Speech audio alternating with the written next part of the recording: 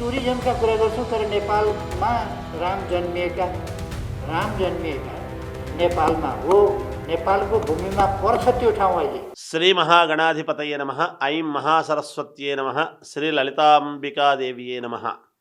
आपदामपहर्तारं दातारं सर्वसंपदां लोकाभिरामं श्रीरामं भूयो भूयो नमाम्यहं। सर्वमंगलमांगल्ये शिवे सर्वार्थसाधके శరణ్యే త్రయంబకే దేవి నారాయణి నమోస్తుతే.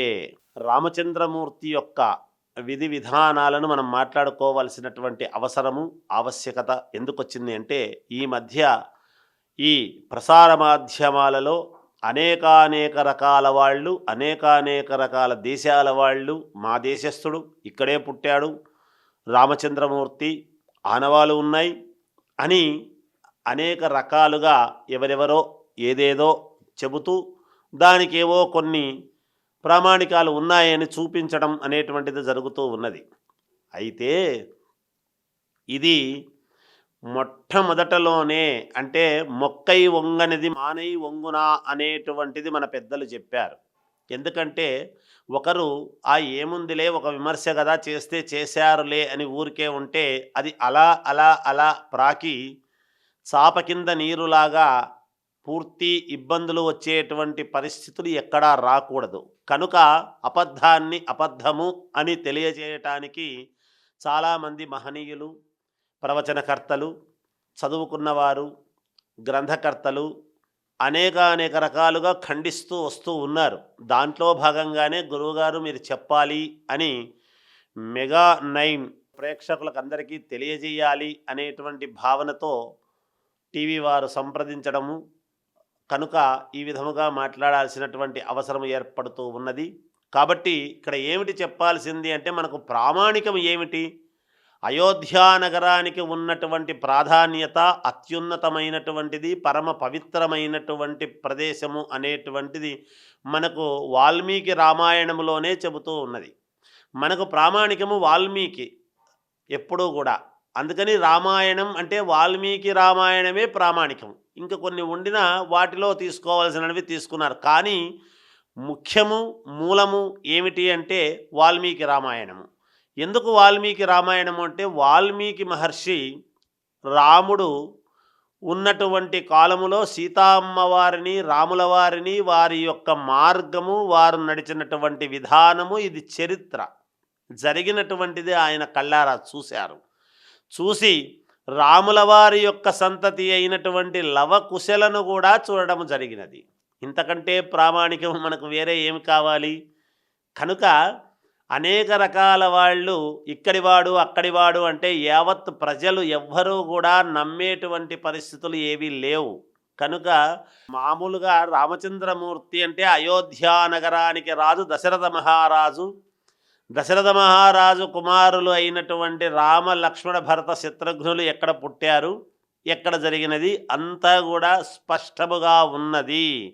అందుకనే రామభద్రాయ అంటున్నారు. రామభద్రుడు అనేటువంటి పదం ఎందుకు వచ్చినది అసలు అంటే, చాలా భద్రతతో ఉండేటువంటిది, ఎక్కడ అభద్రతా భావము ఎవ్వరికీ లేదు, ఉండకూడదు అనేటువంటి దానితో. అంతేకాకుండా శ్రీరామచంద్రమూర్తి అని మనము మూర్తీభవించినటువంటి రామో విగ్రహవాన్ ధర్మ చాలాసార్లు చెప్పుకున్నాం ఈ మాట. ఎందుకంటే ధర్మము అనేటువంటి పదాన్ని ధర్మం అని పలకడము అనేటువంటిది ఎన్నిసార్లు పలికితే అంత ధర్మము, ఎన్నిసార్లు పలికితే అది నీతి నిజాయితీలకు ప్రతీక. అందువలన రామచంద్రుడు అంటే ధర్మము అనేదే గుర్తొస్తుంది. ఎలా నడవాలి, ఎలా ఉండాలి, ఎలా దేశానికి ఈ మార్గదర్శకము ఏమిటి అనేటువంటిది చూపించిన మహనీయుడు రామచంద్రమూర్తి. కనుక శ్రీరామచంద్రమూర్తి అనేటువంటిది కూడా ఎందుకు వచ్చినది అంటే, ఆచంద్ర తారార్కము అని సూర్యచంద్రులు ఉన్నంత వరకు సూర్యవంశపు రాజు ఈ మనకు రామచంద్రమూర్తి.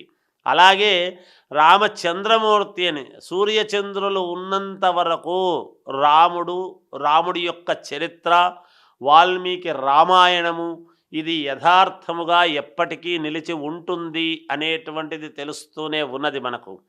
కనుకనే ఊరికే పేర్లు రావు. ఏదో ఇప్పుడు మనము పెట్టుకున్నట్టుగా అభద్రతాభావంతో పేర్లు పెట్టుకోవటము కాదు. అందుకని రాముడు అయోధ్యా నగరానికి చెందినటువంటి మహనీయుడు. అయోధ్యా నగరములో ఒక మహానుభావుడు, ఒక భగవంతుడు 7వ అవతారములో శ్రీ మహావిష్ణుమూర్తి సాక్షాత్తు 7వ అవతారములో ఉద్భవించినటువంటి ప్రదేశము అయోధ్య. కనుక అయోధ్యా నగరానికి ఉండేటువంటి ఒక ఇదిని పోగొట్టాలి అనేటువంటి ప్రయత్నం ఎంతోమంది చేస్తూ ఉన్నారు అని తెలుస్తూ ఉన్నది, మనకు వింటూ ఉన్నాం ప్రసార మాధ్యమాలలో. అది చాలా తప్పు. రామచంద్రమూర్తిని ఎంత దూషిస్తే, పరమ పవిత్ర పుణ్యమూర్తిని దూషిస్తే, మనము దూషించేటువంటి వాళ్ళకే కాకుండా వాళ్ళ కుటుంబానికి కూడా కీడు జరిగేటువంటి అవకాశము ఉంది తప్ప, ఏమాత్రము రామచంద్రమూర్తిని దూషించినంత మాత్రాన ఆయనకు ఇదయ్యేటువంటిది ఏమీ లేదు. అది గ్రహించాలి. ఎంతోమంది శాస్త్రవేత్తలు ఒకానొక సమయంలో మేము అది కనుగొన్నాం, దేశానికి పనికొచ్చేటువంటివి ఎన్నో రకాలు కనిపెట్టినటువంటి మహనీయులు ఉన్నారు. వాళ్ళందరికీ మనము జోహార్లు, జయం మనము కలిగేట్టుగా మనము మాట్లాడుకోవాల్సినటువంటిదే. ఎందుకంటే నిజమైనటువంటి సైంటిస్టులు ఉన్నిన్నారు. ఇప్పుడు సైంటిస్టులు సైంటిఫిక్ రీత్యా మేము కనిపెట్టాము అని సైంటిస్టుల యొక్క రూపములో కొంతమంది చేస్తూ ఉండేటువంటి విధ్వంసకాండ ఇది. దీనిని ఎలా అందరూ కూడా ఆస్వాదిస్తారు? ఎప్పటికీ ఆస్వాదించరు.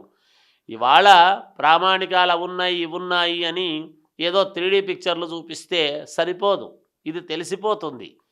అందుకని రాజ్యాంగాన్ని మనము ఒకవేళ సందర్భాన్ని బట్టి అందరూ కూర్చొని మార్చుకోవచ్చునేమో. అది గవర్నమెంట్కు సంబంధించినటువంటిది. ఎందుకంటే న్యాయస్థానాలు అవి ఉన్నాయి కాబట్టి వాటి అనుమతితో చేసుకోవచ్చునేమో. కానీ రామాయణాన్ని, రామచంద్రుల వారి యొక్క చరిత్రను ప్రపంచములో ఎవ్వరూ మార్చలేనిది, యావత్తు లోకానికి జగత్తుకు అంతా కూడా తెలిసినటువంటిది. అందుకని మనకు వాల్మీకి రామాయణము, అయోధ్యా నగరము యొక్క గొప్పతనము, ఏదైనా అయోధ్యా నగరములోనే రాముల వారు జన్మించారు. ఇది తథ్యం, యథార్థము, ఇది నిజం, ఇదే సత్యం. జయోస్తు.